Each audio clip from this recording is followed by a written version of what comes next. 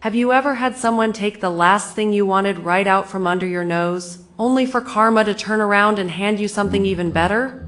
That happened to me during what was supposed to be a simple grocery trip with my husband.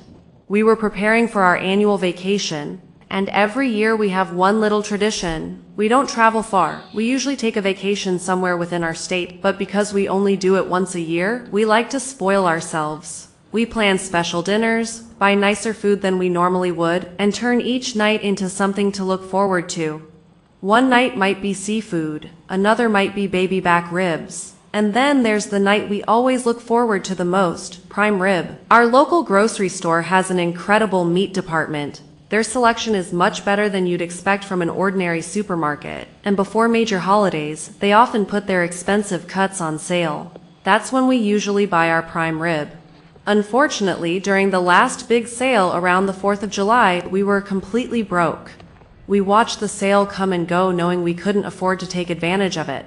So when another sale came around and we saw that prime rib was marked down by $6 a pound, we were thrilled. It felt like we'd finally gotten our chance. We walked into the store excited about our vacation meals and eventually made our way to the meat counter. My husband and I were standing toward one end of the counter looking at the seafood while the employee was helping another customer. He was wrapping up what appeared to be her final item, so I casually wandered closer to see what else was available. That's when I noticed it. There was only one prime rib left. My first reaction was excitement. My second reaction was disappointment. It wasn't exactly the beautiful roast I had imagined. It wasn't trimmed very well, and there was barely any kalati, the delicious cap of meat that, in my opinion, is one of the best parts of a prime rib.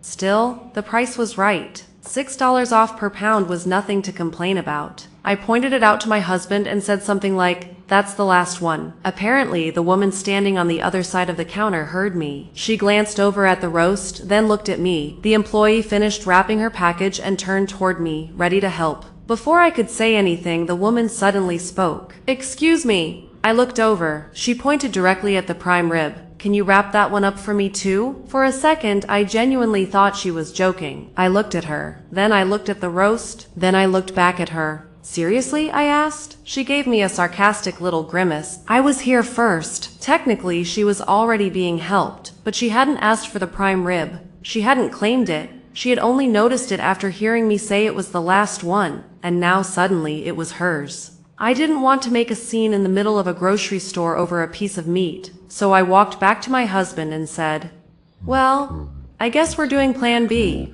She's taking the last prime rib." My husband looked at the woman. She picked up her wrapped roast, gave us another grin, and walked away. That grin was the part that really got me. It wasn't just that she had taken the last one. It was that she seemed genuinely pleased that she'd taken it from us. I stood there thinking things I probably shouldn't say out loud in a grocery store. My husband, meanwhile, was trying not to laugh at how irritated I was. Then the meat department employee walked over to us. He lowered his voice and said, "She never asked for it before you did, but I actually have one more prime rib in the back.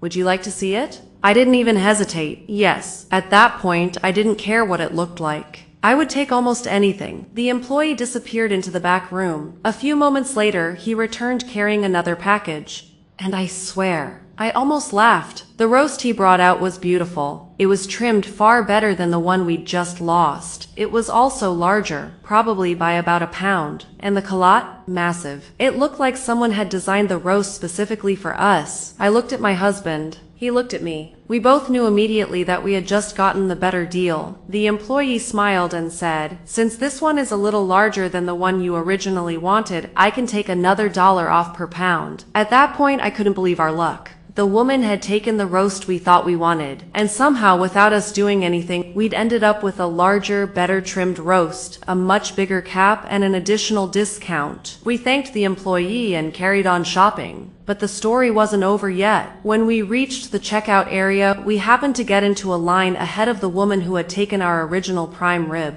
I noticed her a few people behind us. My husband noticed her too. And that's when I saw the mischievous look on his face. He started unloading our groceries onto the conveyor belt. One item, then another, then another. He carefully placed everything on the belt. Except the prime rib. He saved that for last. When almost everything else was unloaded, he picked up our beautiful roast and placed it directly on the conveyor belt, right under her nose. Then he turned toward her with the biggest grin. "They did just happen to have one really nice one in the back," he said. "Enjoy yours." I nearly lost it. The woman stared at the roast, then at my husband, then back at the roast. The cashier picked it up and scanned it. The woman couldn't help herself. She said, "Oh, I know where I'm coming for dinner." Then she noticed the price. "Nice, they gave you a discount. Lucky you." My husband didn't argue. He didn't explain. He didn't brag. He simply turned around and grinned at her. That was it. She didn't grin back. In fact, her entire expression changed, and suddenly the woman who had been so pleased with herself a few minutes earlier had nothing to say. I stood there trying not to laugh. The funniest part was that we hadn't planned any of this. We hadn't argued with her. We hadn't complained to the manager. We hadn't demanded the roast back. We simply accepted that we'd lost it and moved on. And because we did, we ended up with something better. It made me think about how often we get angry when something doesn't go our way. Sometimes we think we're being treated unfairly. Sometimes we think someone else has won. We spend all this energy being frustrated about what we lost, without realizing that something better might be waiting around the corner.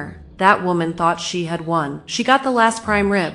She walked away smiling. She probably thought we were standing there disappointed because she had beaten us to it. But a few minutes later, we were standing in the checkout line with a bigger, better roast, a huge culotte, and an extra discount. And the best part? We didn't have to take anything away from her. She still got her prime rib. We simply got ours too. The difference was, ours was better. So whenever I think about that day, I don't remember the frustration anymore. I remember my husband's face when he placed that roast on the checkout belt. I remember the look on her face when she realized what had happened. And I remember the lesson. Sometimes you don't need revenge. Sometimes you just need to let life do the work for you. Because every once in a while, the thing you thought you lost was actually making room for something much better. And that prime rib, it ended up being one of the best parts of our vacation. If this story touched your heart, don't forget to subscribe. There are many more untold drama stories waiting to be heard.